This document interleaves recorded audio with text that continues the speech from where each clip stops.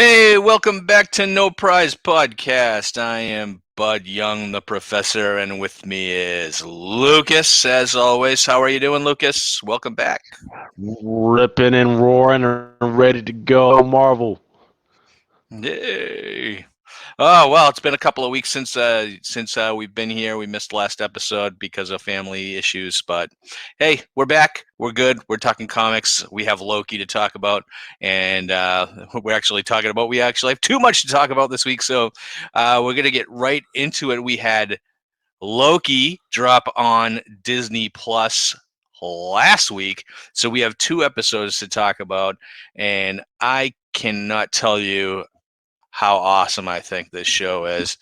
And Lucas is going to walk you through some of it, I think, with the theories and everything. But I want to just shout out just real quick because of the big nerd that I am is I've been so excited for this show simply because of some of the shout outs that Marvel's MCU is doing for some of the creators. And just on a selfish kind of note, Owen Wilson's character Mobius is played by Owen Wilson, and based on one of my favorite Marvel figures that ever existed, Mark Gruenwald. He's the old editor for a lot of the Marvel line, and I've been waiting. If those fans of the show know that we've had Catherine Schuler Gruenwald on before, and we've talked to her about the legacy of Mark, and she is so excited about the show,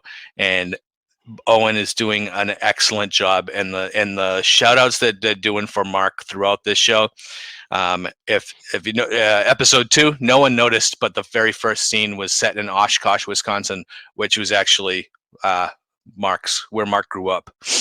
So Yeah. that was an Easter egg that I think only I noticed.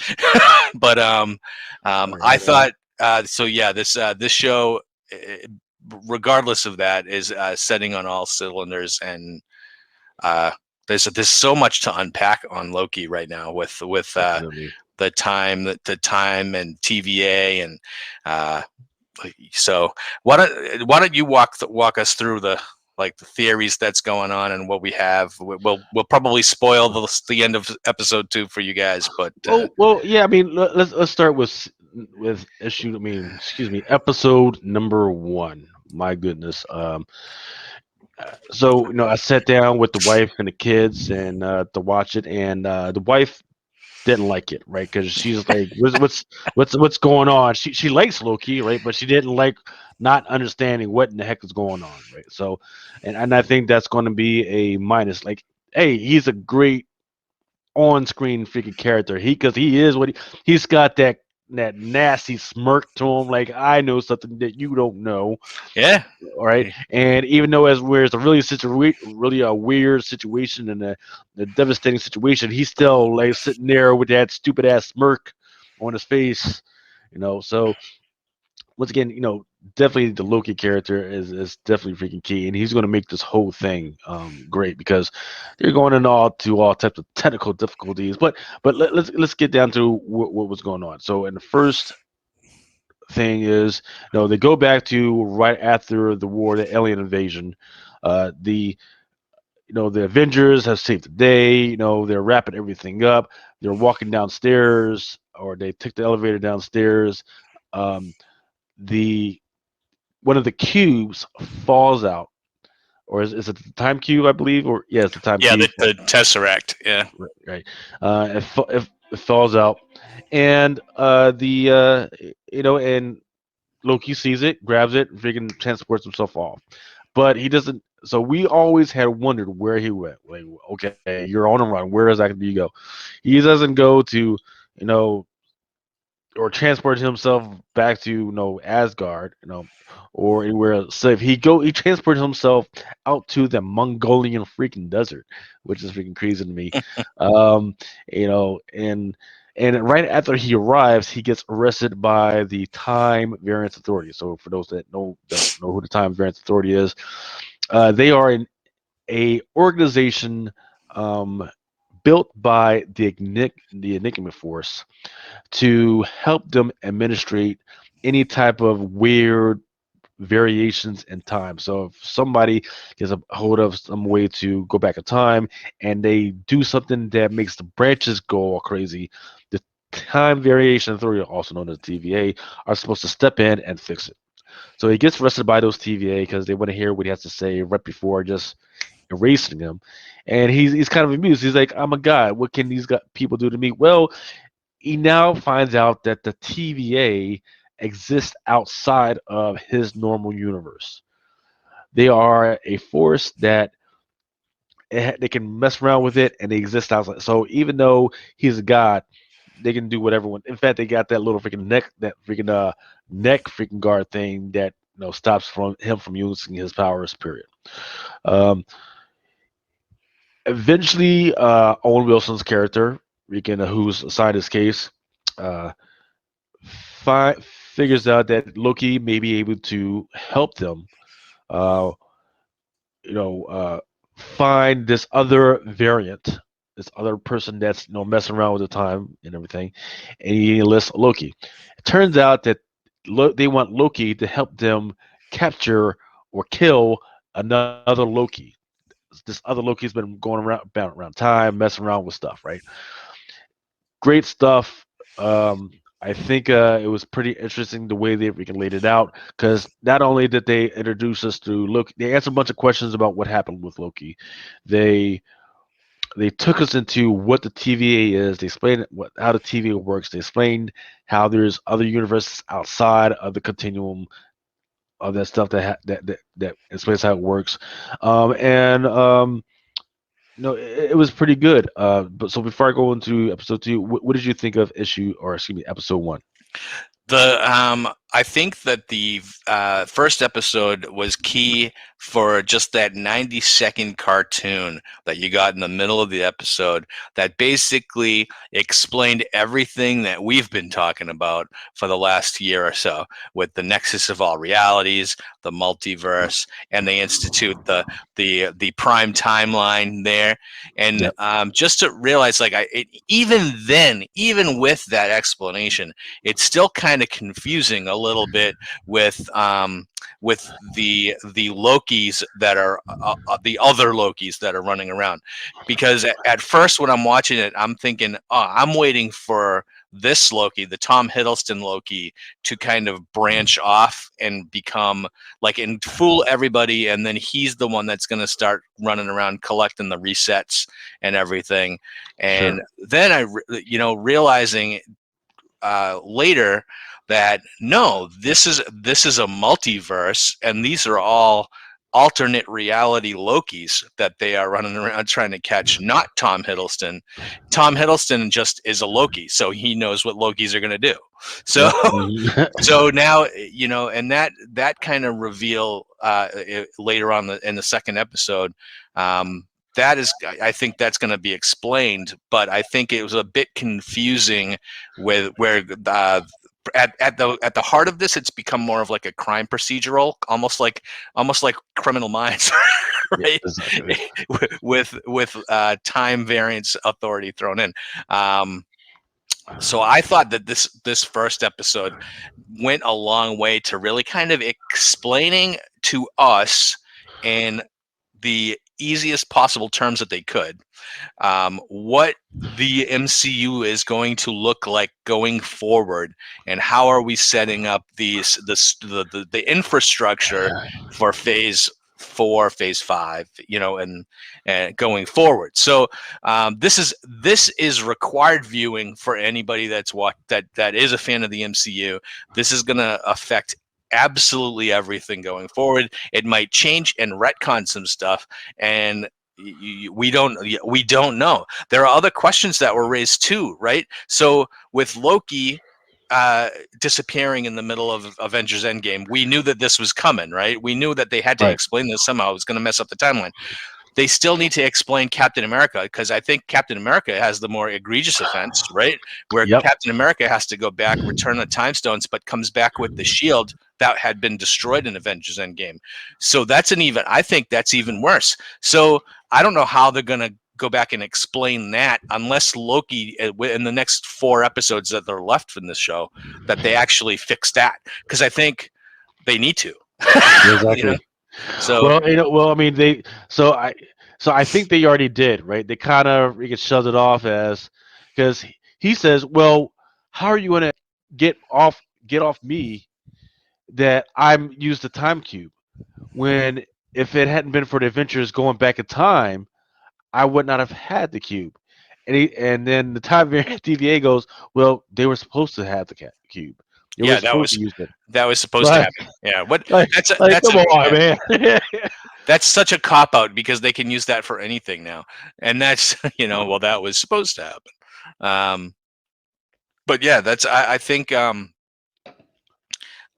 going forward, and we'll talk about episode 2 as well. But I mean, I think that this first episode really, really, really set up everything that's coming, and I can't wait.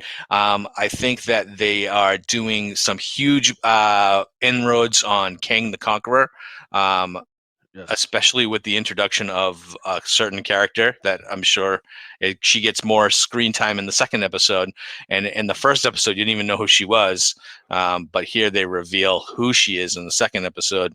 And any fan of Marvel that knows Kang's history knows that Ravonna Renslayer is actually Kang the Conqueror's love interest. And appeared in the first in Kang's for second appearance. That was when they introduced Ravonna. Um, so that's an interesting twist that they didn't bother explaining to anybody and never really revealed, except for if you're watching episode 2. That's the one little reveal in the when they're in her chambers when her and Mobius are together and they have the big statues of the timekeepers behind her. Yes. That middle timekeeper looks like King, doesn't it? Exactly. That's That middle exactly. that middle statue, and it doesn't really look like King, but it looks like his armor type. Yes. It could be. To me, that is interesting and makes me speculate whether or not Kang might actually be a variant of the Timekeeper or one of them. That's true. That So would make sense. that that is what makes me yeah, that's what kind of makes me want to speculate a little bit. I think I like speculating with you, Lucas, because you always have really good ideas. And so why don't you reveal who is the variant that they're chasing that they revealed at the end of episode 2? Right. So they think that the variant is Loki, right? Right. But here's the kicker, right? So a lot of the paperwork that has been left around in episode 1 and episode 2 um replies to a Sylvie Larferson, right? And the sleuths online. Now I'll give them their credit. And there's a guy in Spain who was watching. He was watching on his channel, and he was looking at the end credits, and he found the Sylvie. So he confirmed that Sylvie was playing in it. So what people are saying right now is that Sylvie or Loki is most likely Sylvie Lushton. Sylvie Lushton is the enchantress who at one point thought she was an Asgardian and even dressed up just like Loki at one point. So even though we're waiting on a female Loki, the female Loki may not have arrived yet, and it may be just the enchantress, or who knows? Who knows, right? There's some questions that are going on right now, but right now it appears to be that the female that showed up at the end of episode 2 may be the enchantress. Okay, and I can go with you there. Let me speculate a little bit for you. Right. So Sylvie is the enchantress, but the enchantress is the alternate reality Loki of that universe. Okay. See, because they went through that scene where Loki was calling her me, Right. and the powers that they're using together with the green, like the green, I mean, they look similar. So I can see totally where they say, okay, so this is the alternate reality Loki, but we're going to establish her as her own character, and eventually maybe she sticks around and maybe she becomes the Enchantress, because in the last 3 Thor movies we haven't seen Enchantress, right? So Right.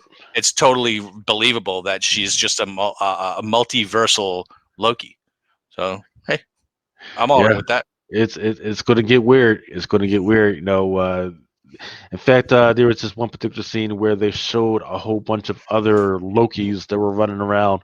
Yeah. The include one that stole the what do you call it? The bicycle cup, the Tour de France freaking cup at some point. Yeah, Like and they had what? like an ogre. They had one that looked like an ogre, Yeah. or maybe a troll. Yeah, so it is kind of interesting. When I was seeing all that stuff, I was like, that's a weird but kind of funny.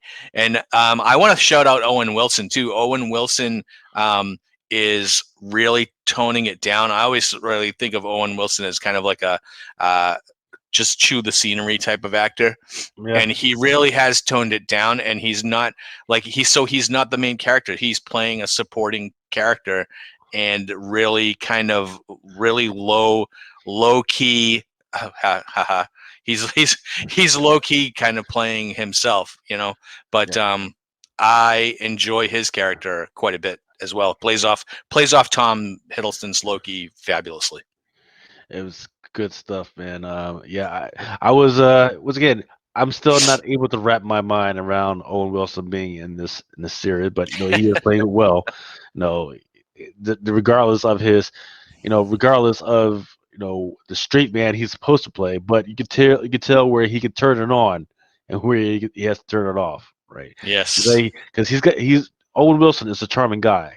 He always Owen Wilson always looks like the guy that was freaking punched, punched by a kangaroo, right? But he could charm the panties off your grandma, right? So you can tell where he goes in and he's like, hey, I just need a little bit more time for this guy because I really think I can break it, And then he flashes a smile. She's like, okay, and he gives him more time, you know. So he's doing that really well. I really love that. The Yeah. but but the whole thing is that they're still investigating. They're trying to find this Loki variant. They've enlisted Loki for episode 2, and he's running around with these. And he says, and they're in this place. At this old town replication site, right?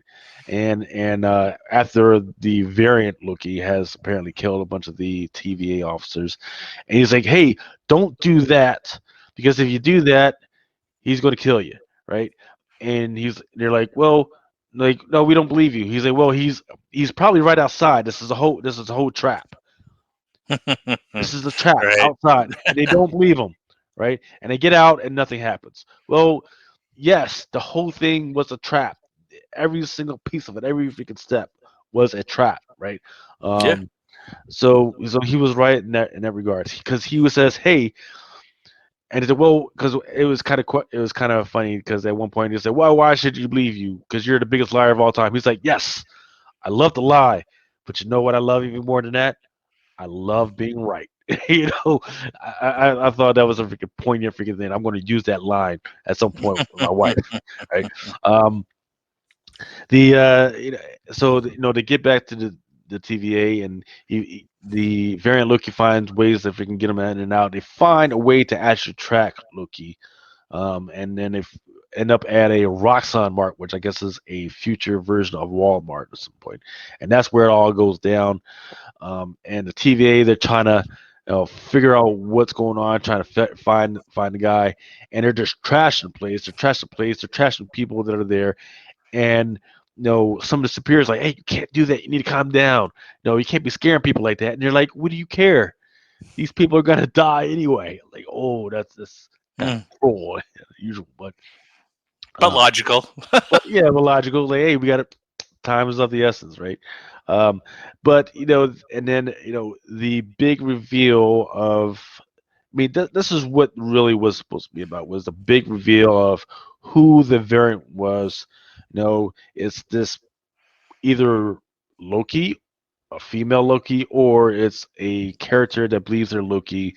But here's the definite interesting thing about that. Regardless, is that while we saw while we definitely saw the variant in one position, there's another person working behind the scenes, messing around with the bombs and everything.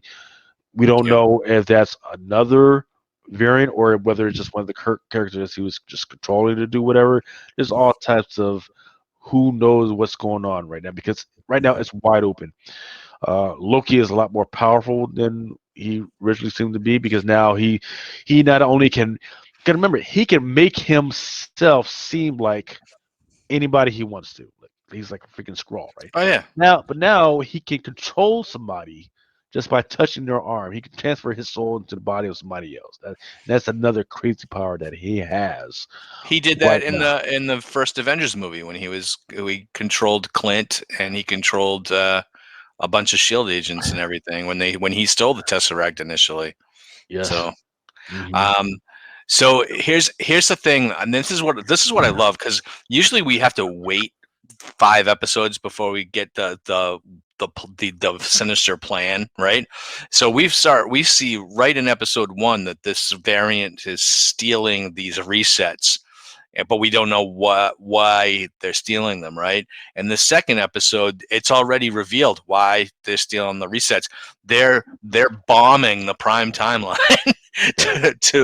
to mess up everything, and that to me is okay. So where do we go from here? And if they're successful, which I kind of think that they might be successful in ruining this prime timeline, and therefore creating the multiverse that they're trying to fix, right? Hmm. So that to me is it's an excuse, and we've been talking about it. We've been talking about it since WandaVision about them. How are they going to introduce the Fantastic Four, the X-Men, and give Yes, that sir. ability? This is even more revelatory, really, of how they're going to be able to do that. It's just messing with the timeline, and they're going to bring all these multiverses either together or just mess it up, right? If they Yes, mess sir. it up, you could use that as an excuse. So I'm really, this is really going to end up being the most critical watch that you can do. If you, whatever show that you want to watch in the MCU, if you want to skip one, don't skip this one. Skip Hawkeye or something. Don't skip this one.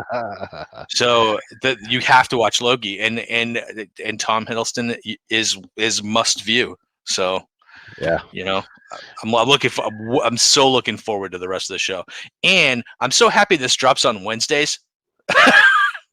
Does You it? know, it drops Man, on Wednesdays. Yeah. man, I probably should have watched it earlier then because I didn't watch it till Friday. But you know what? I don't even have enough time on Wednesdays.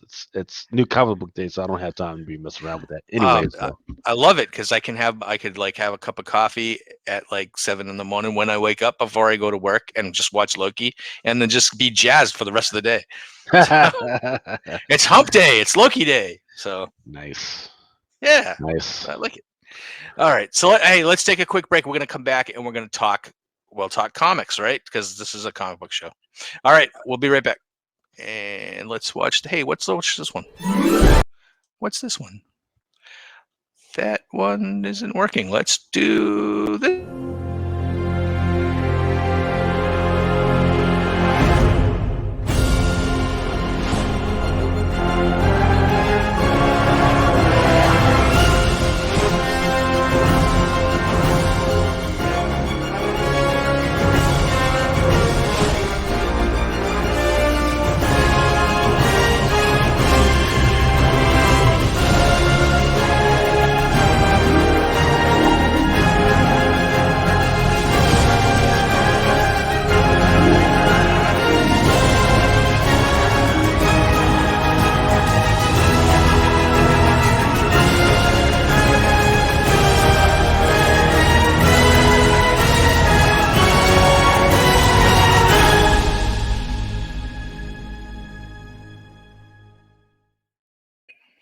My commercials weren't working. I was clicking on a commercial and I was like, it's not coming up. All right. So we're back. Let's talk about. Heroes Reborn. Let's just get Oh that yeah. out the Okay. way. Let's get it out of the way. All right.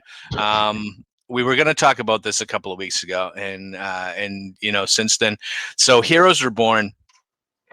I call it Heroes Regurgitated, or Heroes Reborn, or For the you for the know, for the very low price of $4.99, you could have a very expensive piece of toilet paper. so um, this book, I'm trying to gather my thoughts because I Are you have a lot really? of Are you really? There's nothing to I gather.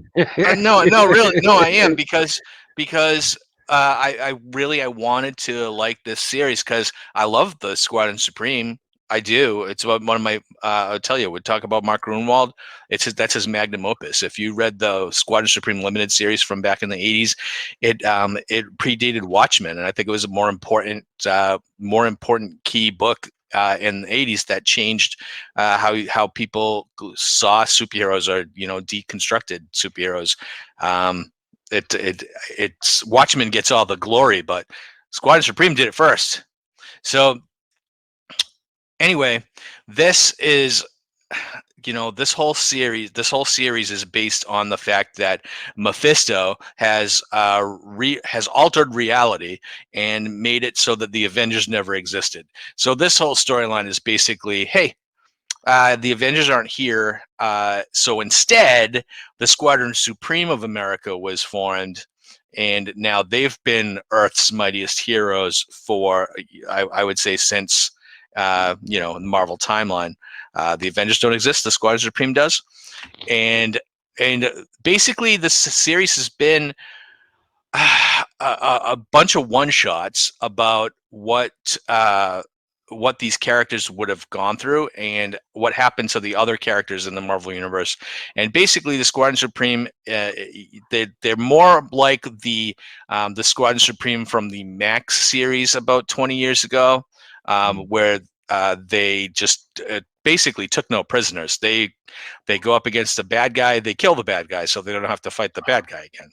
Right. Uh, and so it's Superman without the morals. Same thing with all the other characters. They're villains wrapped in sheep's clothing.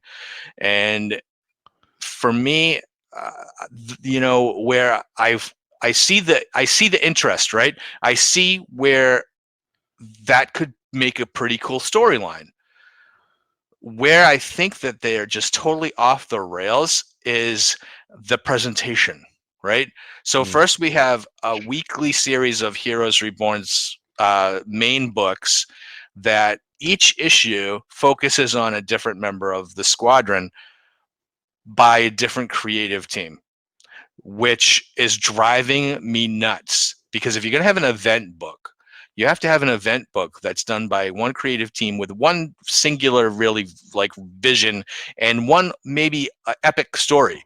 I don't really think that this is an epic story It's not. when you're getting, so you like first issue was just kind of set the table, right? And then you get Hyperion, Nighthawk, Power Princess, Whizzer.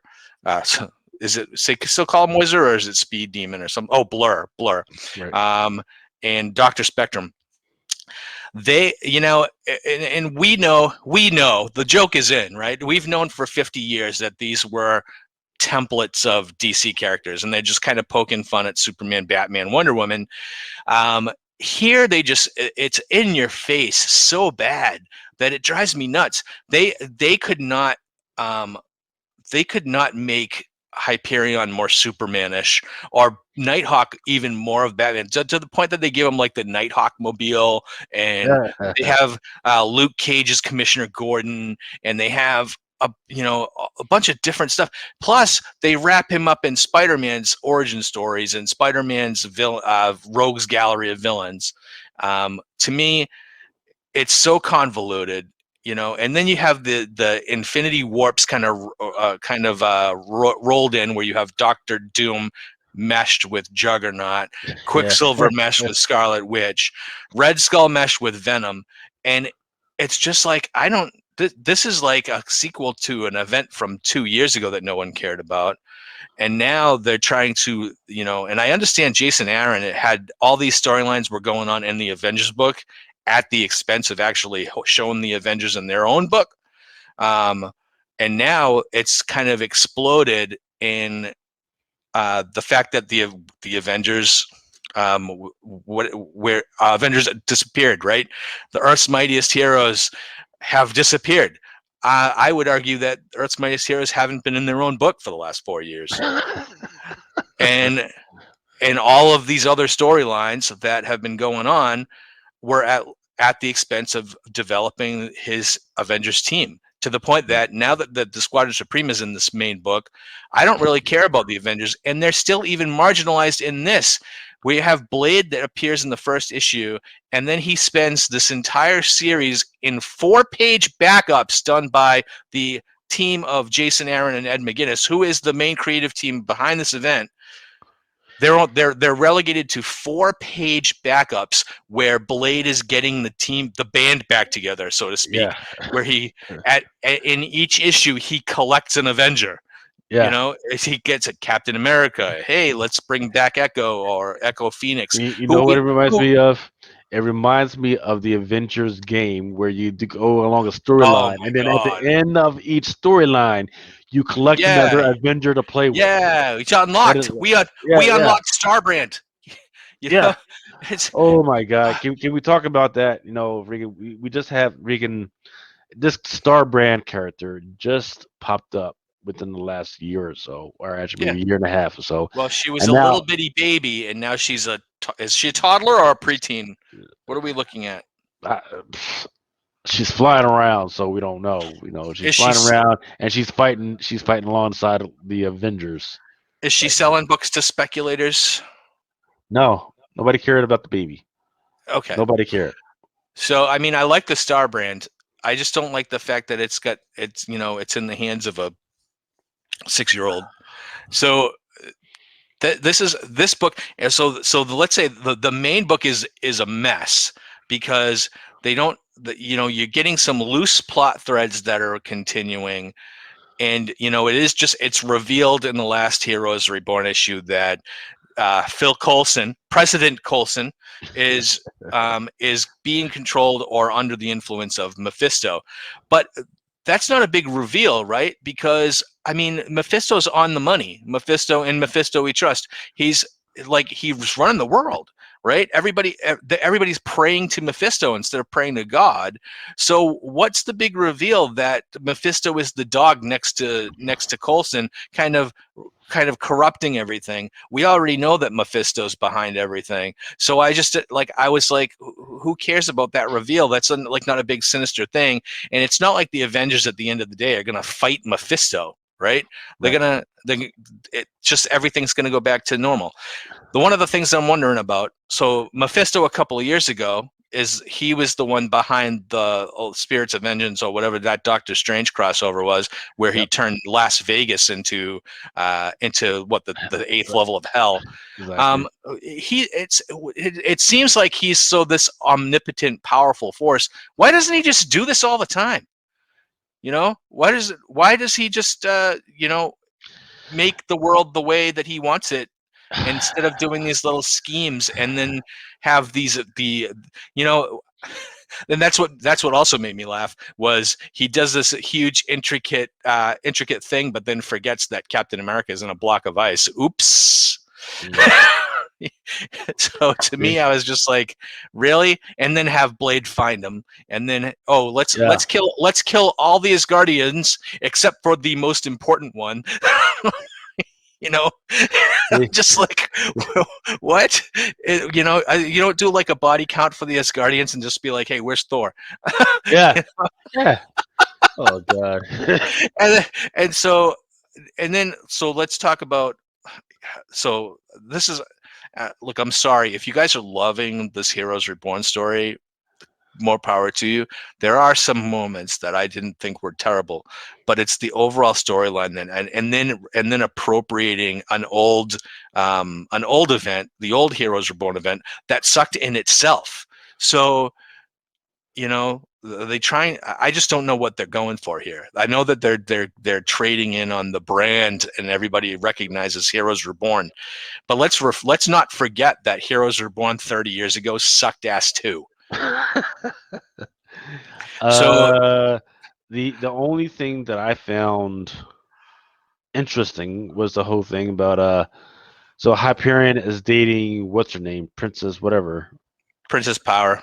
Yeah. Princess Power, and Power then Power Princess. Power Princess. Sorry. Power Princess, and at least at some point she used to date Nighthawk. Yeah, it was Um, but it's a whole and Batman, then Superman, Wonder Woman. love triangle, right? Yeah, And yeah. Power Princess says, "Well, hey, Hyperion doesn't really want me around you," and then she goes up to him anyway. Yeah. So what the heck is that all about? That's oh It, my goodness, it's it's stupid. So that's a well, no, I'm sorry, it's not stupid. It's just poorly it is, executed. It's it poorly is, executed. It's it is. but they introduce all those any of the storylines that they introduce.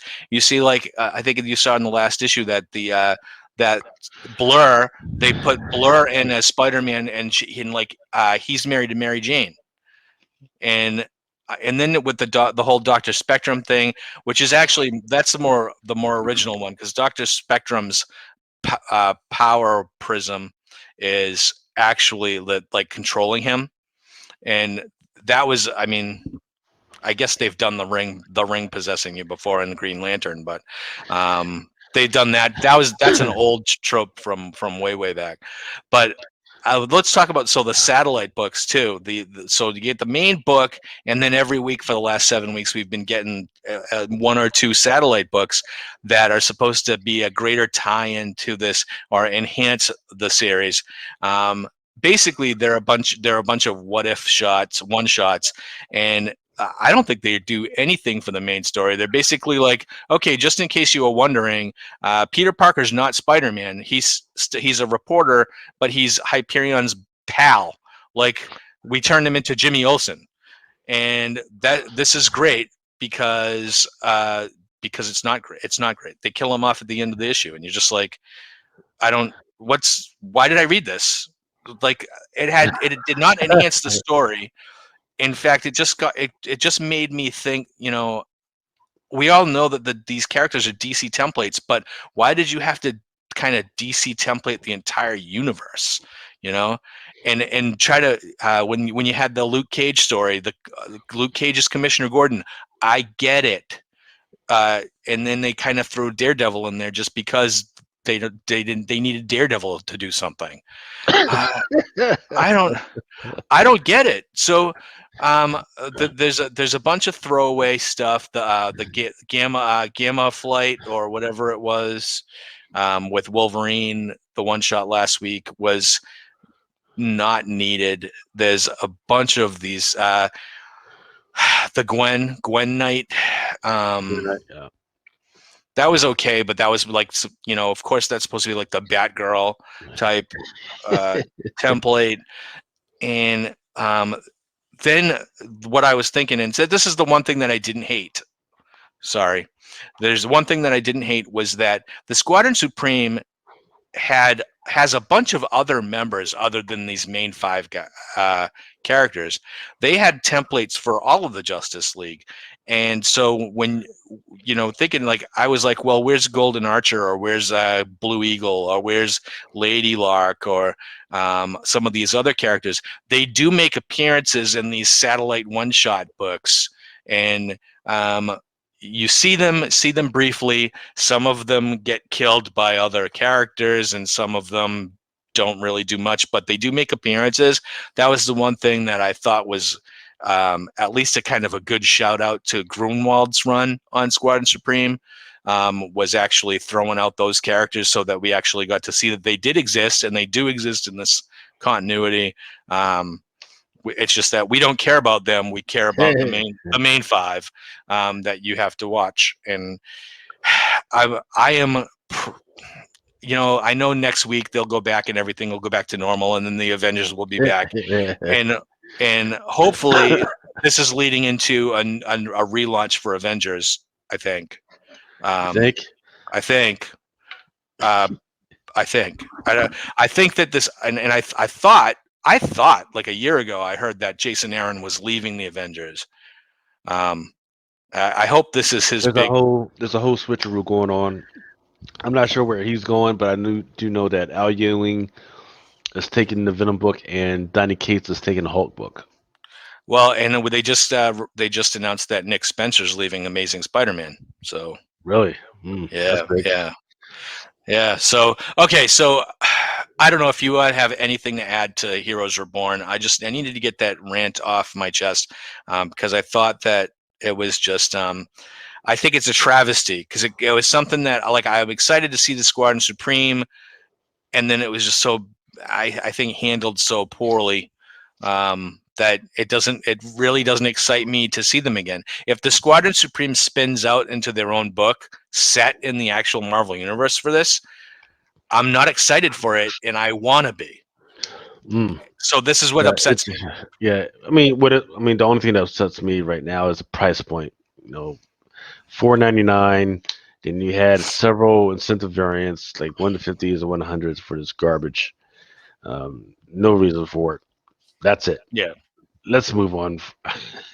Life is too short to keep ruminating about these crazy ideas, over at freaking Marvel, and hopefully, you know, hopefully the people at the higher echelons of Marvel are, are looking closely at the decision making and the production and revenue coming from the stuff, because nobody in speculation cares about this Heroes Reborn stuff. Nobody. And they So should. They should have built it up.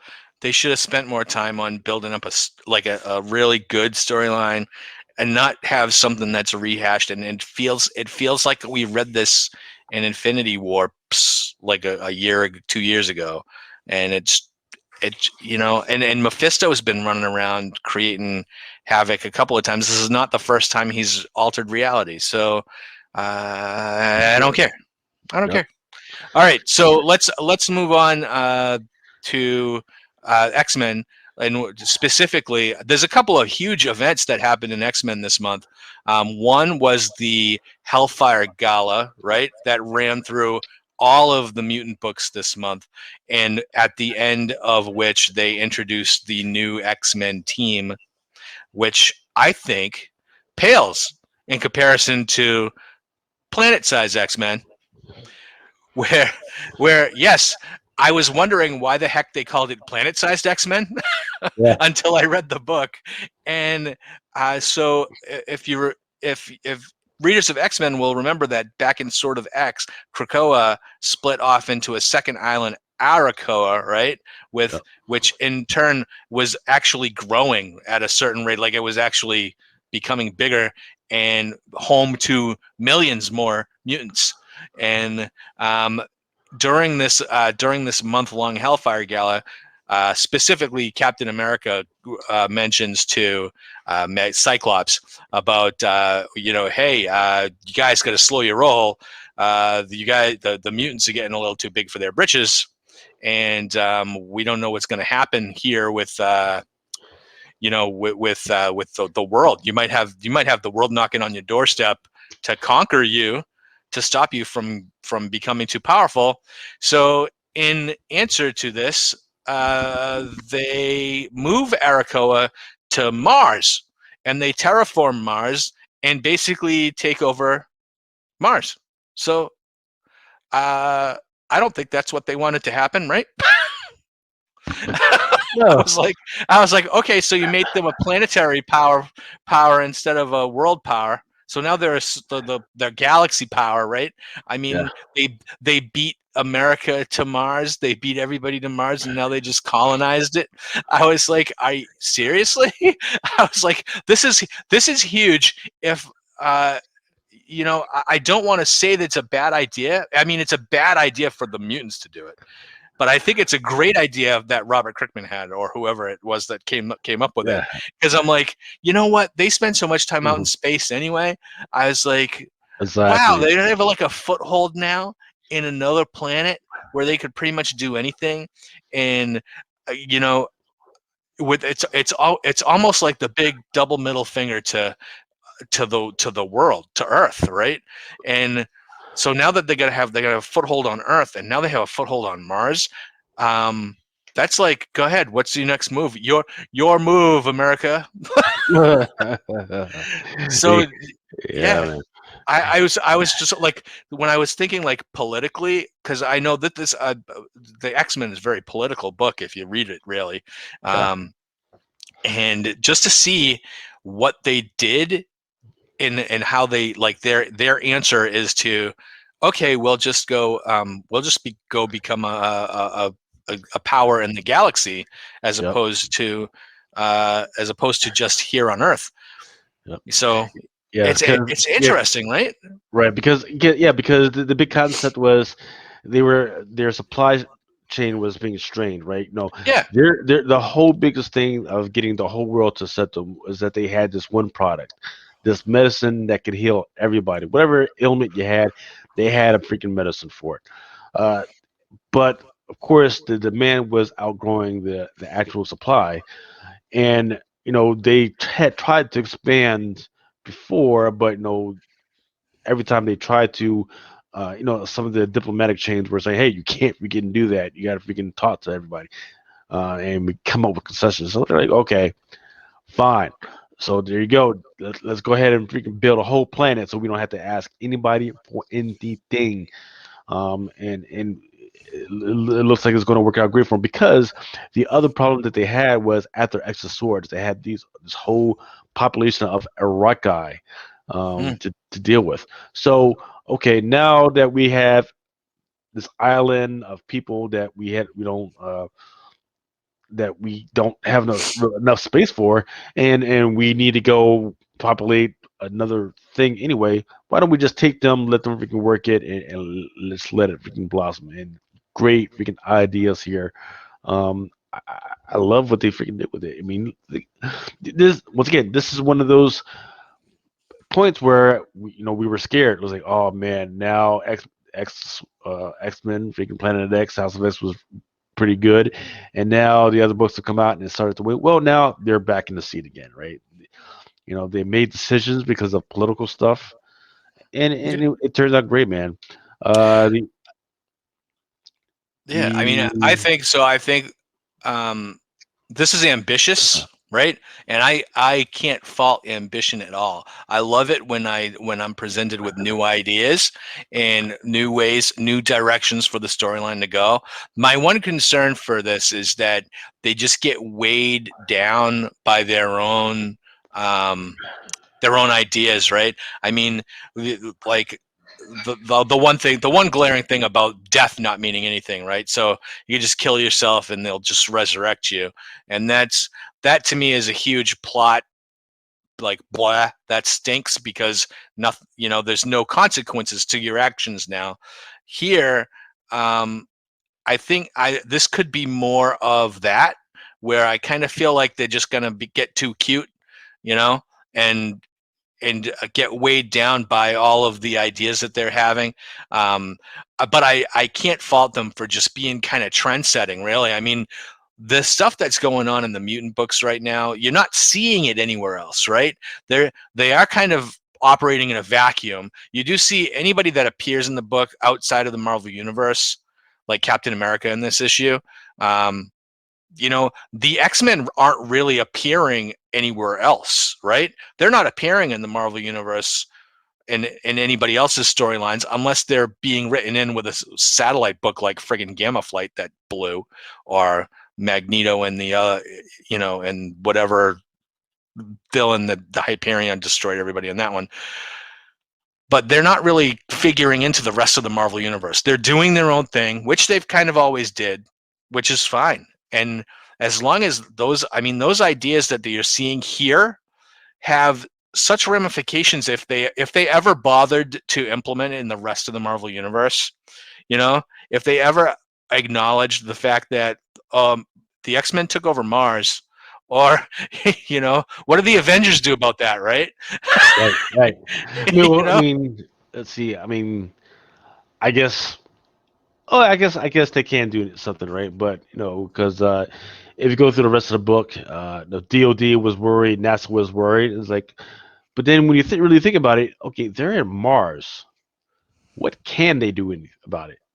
Nothing, yeah. right? They don't, because while I mean, it took almost every resource they had to freaking come up with that Mars rover, right? That was just kind of moving slowly through the freaking sand. They still haven't really. Well, we as a species still hasn't, gone through enough evolution that we can send rockets and spaceships just out to Mars anytime we want, right? So Hmm. that was that's why it's no great, right? Say, okay, we're gonna do what we want to do. We dare you to come out and freaking stop us. We dare you. Right. The only thing I didn't like is that you know this rolls right into the gala, right? But the gala has been happening for what 2 to 3 weeks now. The Um, gala has run through every book this month, with the exception of Planet Size X Men. I think happened. Did this happen before the gala or after the gala? Because I this don't really happened. have a. This happened concurrently with the gala. Oh, okay. Yeah, in that case, because they didn't really mention that they took over Mars in any of the other books, right? Right. This was a Well, surprise to me when I read this week. and one of the first ones, they had everybody look up and they saw fireworks. Right. Well, it turns out that the fireworks was actually the X-Men terraforming Mars. So, Oh, okay. so So yeah, crazy this stuff. it's super interesting, and whereas kind of like I think we've been tired from the mutant books for a while, because I do still think there's too many of them. Mm, This one shot really is kind of taking it in a new direction. I'm interesting to uh, see what they do with it. So. yeah. All right, let's. What else are we going to talk about? We have the anniversary issue of Venom that came out. Um, Let's talk let's about talk about let's talk yeah. about the Yeah. Let's annuals. yeah. So the Infinite Destinies Captain America #1 was pretty interesting. It brought back Hector Bautista as Overtime, and then there was a little panel that had the Infinity Stones on there, and because now Infinity Stones are not just entities unto themselves, they attach themselves to freaking people. Yeah. We've already had Star, and we've got Overtime, and then Quantum. Now there was a Quantum before, but this is apparently a new Quantum. This one actually showed up in Miles Morales #8,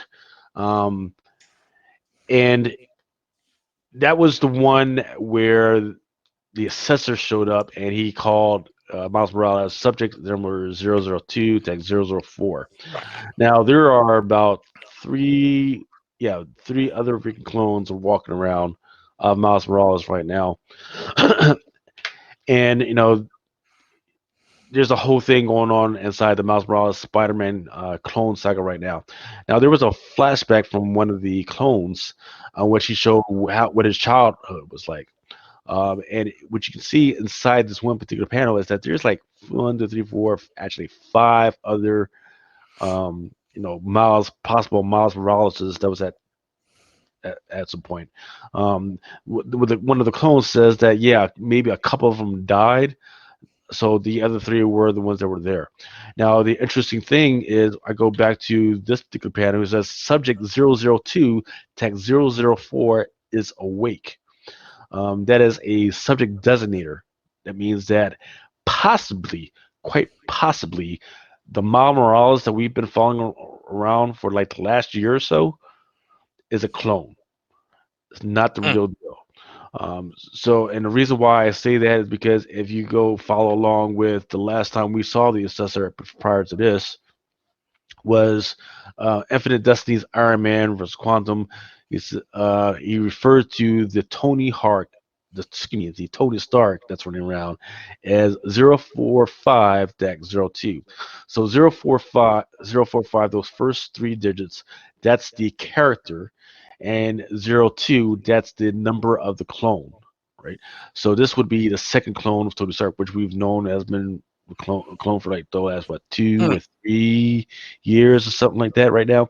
So that means that Miles Morales 002 is the character number, 004 is the number of clone that he is. Hmm. Now the panel that we have here, once again, I said there's the 5 clones or something, but there's an interesting other thing is that, or on the left hand side, there's actually another character that is not a Miles Morales. There's possibly another character we don't know who that is. That could be the Quantum character or another Tony Stark or whoever. They're not going to freaking tell us right now. They're just going to leave that out there. Um, Speaking of weird clone stuff, Hmm. New Mutants number 19. Gabby, right? What did you think of this one? Because Well, you mentioned to me earlier that because I saw Gabby dead and I was like, oh, well, they'll just bring her back, right? Because death doesn't mean anything in the mutant books. But then you said Gabby's a clone, right? And they right, don't bring back clones. right, So, right. So and there's certain circumstances of which they'll bring back clones, right? Um, that it has to be somebody that they absolutely freaking need for a particular. If they need you for a particular operation, they'll bring you back, right? Because Laura and herself, yeah, she's a clone of Wolverine, but she has a specific purpose, right? She goes out on operations. Like while you have Wolverine on one operation, you can have Laura going out on other operations. Gabby really doesn't have that set yet, right? She doesn't really have that place. She's in training. She's actually in school right now. So they don't hmm. really need to bring Gabby out right now. So they could probably just leave her, just so. I was talking to some of the drunken sharks last night, and they were like, "Well, this character is going to be pissed. This character is going to be pissed. Oh, and this character is going to be pissed." And that's I love that they reminded me of that because something that's been going on with this whole resurrection is that it has been driving a schism in between a lot of the X-Men characters and a lot of the mutants because the rules have not been consistent of how they bring people back, who they bring back, and how quickly they bring people back. So this character right here could drive the schism between a lot of mutant characters when it comes to the trust that the mutants have between themselves and the Quiet Council. So this is something that you're gonna have to watch out for. Yeah, I mean that's it's interesting stuff, and I'm hoping that in the next couple of years that we can kind of look back and say, oh yeah, that was genius when they were doing it at the time, and the specific gimmick here where death doesn't mean anything and we could bring back stuff, um, pretty much to or made to order. It doesn't really like it just makes me tired of all the stuff that's going on, and it's been a running joke for decades about people don't stay dead in comics, and I know that the reason they did this was just to kind of thumb their nose at, yeah, we are bringing everybody back, and now we're just not making a secret of it. They're just going to make it easier. um, so Right. we'll see. The other thing, actually, the one thing that I want to say that I really kind of enjoyed this whole month was in the Hellfire Gala was that how they had they all dressed up like freaking like Lady Gaga type outfits, and Mhm. whoever was doing the artwork, I want to just shout out, good for them throughout the whole entire line to kind of make all these characters and have fun with their designs and fun with like dressing them up uh, for a party. I thought that was pretty cool, and I was like, oh, who's? I wonder what the White Queen is wearing. How many times she's going to change her outfit? you Right. know, I thought that It, that was pretty fun. what's even more great about the whole Hellfire Gala is that they are putting in the same room a bunch of characters that I may not have been tracking and didn't like each other. I love that. That's true. This guy doesn't like this guy because he slept with his girlfriend, or this person all of a sudden they've got beef because this person treated this person wrong, or this guy's an ex girlfriend of this one. Yeah. That's great stuff, right? Because when they started this whole thing, right? Everybody was or living in harmony, singing "Kumbaya." Wolverine and the Cyclops and the Gal were just dropping off for orgies on their own and everything. Hmm. Everything was just copacetic. Now I'm figuring. Now they're starting to reveal. Well, everything was copacetic, but now people are starting to rub each other the wrong way, and everything is not all good in the hood. you know. So yes, this is freaking great. No, um, I mean, and guess what? They put it at the same time as the gay pride freaking month, right? So I guess they thought they would bring in more money, but there aren't a lot of people that are in the LGBT community that even care about these books right now, right? A Hmm. lot of the younger people are all about manga. So this little bit that they think they're doing is not going to be enough. They're going to have to try a little harder. It's a great start, but they're going to have to try a little bit harder. Yeah.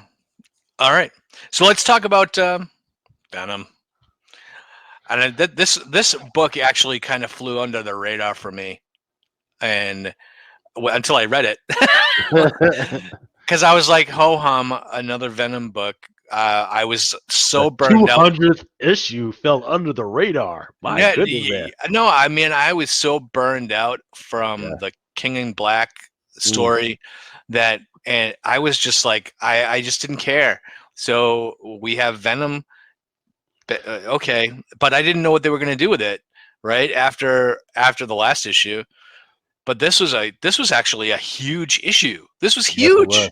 Yes, it Where they was. realized, you realize the ramifications of the storyline, even though the storyline was so tedious and kind of a pain, and it had built up over what 3 years. So they were talking about Yeah. Null, and we Yeah. even on this podcast we're talking about Null nonstop with the King in Black, and this is what it relates to, and it's so involved and everything. And then this is the payoff where you have Venom as actually Eddie is now a god, Right. and he is tied into all the symbiotes throughout the entire universe, and he is in communication with them at all times. So he's basically omnipotent. He basically knows everything, and it. Oh, oh But no! He got to remember he corrected Peter. He's not omnipotent. He's omnipresent. okay, there you go. So here, but here it's like, but you do realize that he is still just Eddie, right? He's still just a man. So it has taken a toll on him physically, but you do realize that they set up, and that you realize that they've been setting up all along, and this was a surprise to me, is for Dylan to become the new Venom. Yeah. And Yeah. that to me, like, I was like, okay, I didn't even really see that coming, and shame on me. So I thought they were going to make Dylan a bad guy, or a villain, or some kind of tragic thing for like Eddie to cry about for the next 50 issues. And now he's the new Venom. The symbiote has bonded to Dylan. Um, this now Venom symbiote is actually the only symbiote that is not in the hive mind, right? And Right. Eddie cannot control his symbiote, so this symbiote ends up bonding with Dylan, but he's independent of the hive. So that's interesting in itself, because it almost makes him like a mutant kind of variant of himself. So and they bring back Flash Thompson in Yes, this, sir. and and he's going to be more of the joiner, right? So he'll be the superhero that joins the Avengers or something like that. So that you're going to have a couple of different characters running around, and now you have Eddie, who's basically, I guess you want to call him kind of retired, but more in the enigmatic kind of cosmic type sense, Right. that Right. Right. he's just going to be there, maybe the Watcher kind of thing. So maybe that's kind of a way that they write Eddie out to focus on Dylan now. I like the fact that they did this, because now you have Dylan opened up as a Venom, but kind of like a hero, like which kind of Venom has been. But now you can team him up with Miles. You can put him in the Champions. You can you have so many more options now to kind of open that up. Right. And And uh, I mean, I think one interesting thing that they could probably do is so if you remember that when they were in the cafe, or when it was in the cafe, or excuse me, when Flash Thompson was in the cafe, and this army or this group of characters came in and shot the kid in the head, right? yeah, So and they were hunting, symbiotes that were attached to people. Well, now that Dylan is attached to the symbiote, that means that they could probably start hunting him down. Hmm. So I feel that that's one direction they would go. Yeah. Um, It also looks like this could be a second Venom book, right? So you could have a Venom book with Dylan as Venom, and then have a Flash Thompson book, whatever you're going to call him. Are you going to call him Anti Venom, or what do you call Flash Thompson now? Agent uh, Venom. Agent Venom. yeah, he's Agent Venom, but they'll probably put him in the Extreme Carnage books, right? I hope they Yeah. don't. I don't. I didn't like the Carnage books, but but this book, this actually is almost like a reset, right? This is all kind of like Sure. this is the new standard, and going forward, I thought this was a super important book, and like I said, it floated under the radar for me. I wasn't expecting some of the stuff that happened in this book, but I'm happy about it. I was happy that it looks like it's moving forward, right? Yeah, yeah, It's yeah. not like everything that happened during King of Black. You were like, okay, so next issue, things are going to be back to normal. That things aren't back to normal. This is the new standard, and going forward, I like it. So I like it. Yeah. So good. I mean, they definitely have a direction, especially when the kid got his head shot off. Right? I was like, oh, wait, what's going on here? And then, he throws his head back and then runs out the window. Like, so now the group is, so now that organization is like, yeah, there's a whole bunch of people out here running around with symbiotes. Oh, Isn't wait, that what? that whole storyline seems more of like a Men in Black kind of thing, where Yeah, they're going to be tracking down the aliens to send them back where they came from. that No, would be awesome, right? eh, If we can, and yeah. then now Brock is going to, or Eddie is going to have to freaking go and find them all, right? Hunt them down, or Flash Thompson is going to have to hunt them down, But find is them he all. hunting them down to protect them? That's the thing. Is I think he's trying to save them. Yeah. Oof. Well, I mean, who is he trying to protect? He's to protect the symbiotes or protect people? Yeah, I don't know. I guess we'll see. Yeah. So now, Some is this? interesting stuff. So you said this was? Is Donny Cates's last Venom? I don't know if this is his last, but it is winding down um, to his last stuff. Same thing for Al Ewing on the Hulk. They're starting Yeah. to winding down so they could switch books. Uh, so I'm actually. So what did you say? Al Ewing is taking over Venom? Who's taking over Venom? Mhm. Oh, uh, Al Ewing. okay, interesting. I'm Yeah, I'm Al Ewing has my money, so he's good. And it'd be interesting to see Donny Cates take on. He's doing Hulk now. yep. That'll be interesting too. So hey, let's see. Yeah. So speculators are licking their freaking chops, waiting to see what book he pulls out of his tuchus, uh, that's going to make it more valuable all of a sudden. So he's Donny Cates is the money man. All right. Do we have anything else to talk about this week, or is Venom the last book? Venom is it? Venom is the last book. Yep. All right. Yeah, I mean, we had a lot of good stuff talk about. So by the time we meet next time, we'll have two more episodes of Loki to watch. Well, man, that is going to be the show of the summer, and then I think we will be right on the precipice uh, of Black Widow or the MCU back in theaters. So that will be something to talk about too. So that's exciting stuff. Um, all right, so tune in next couple of weeks. Oh man, end of June already. Next time we meet. Yeah. Believe it Wow. or not. Actually, it's 4th of July weekend next time we record. So, Ooh. all right. So, Yeah. all right. So we'll have our hamburgers and hot dogs ready to go, and we'll be maybe non-socially distanced for the first time in a couple of years for a holiday with family. And I hope you are too. And we will see you in 2 weeks. Out. And boop.